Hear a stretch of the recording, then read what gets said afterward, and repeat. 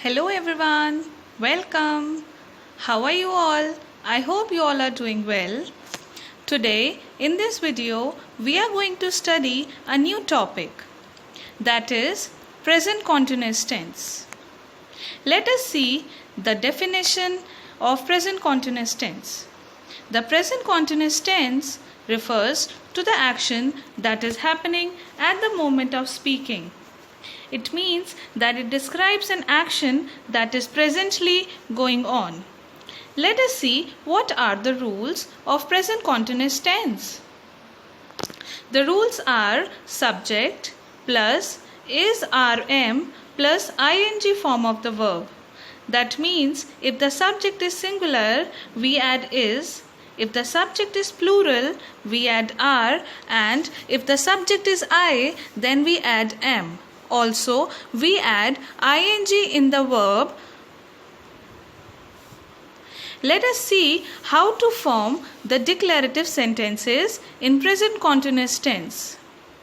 He is going for a walk. Here, he is singular subject, so we have added is, and also we have added ing in the verb. So, go has become going.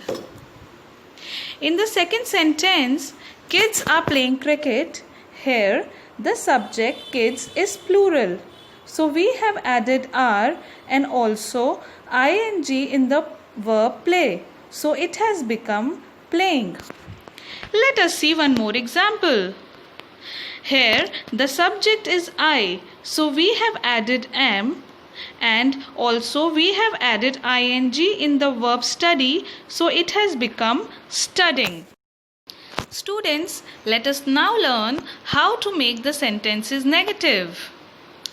To make the sentences negative, we add not after the helping verb. Let us see some of the examples of negative sentences. Radha is singing a song.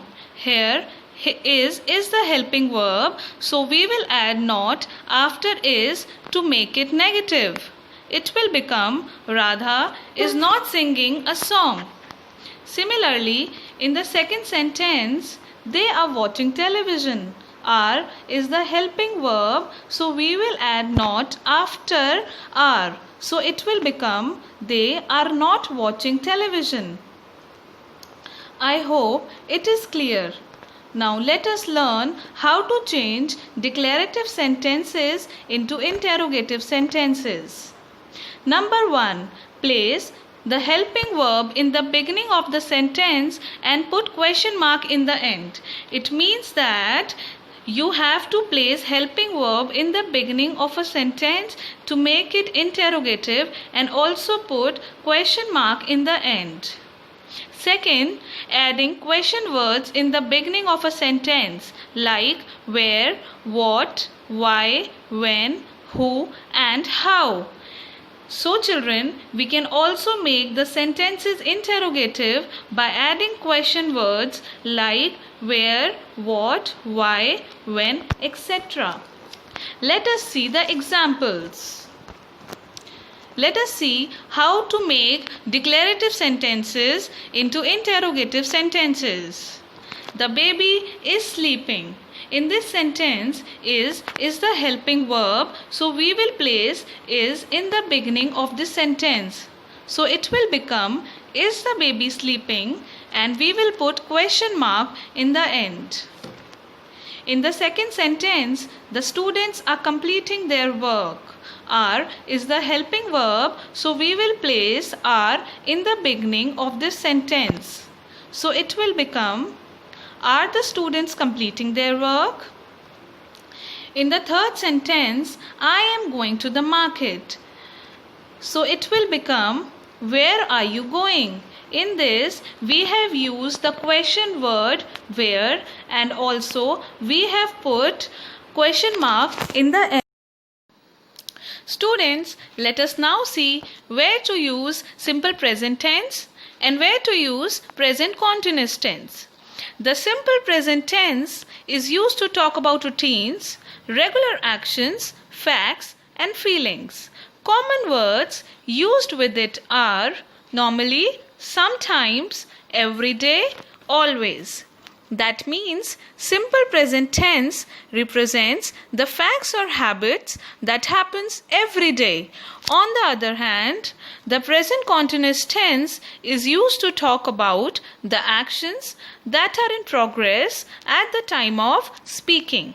Common words used with it are now, at the moment. It means present continuous tense is used at the time of speaking.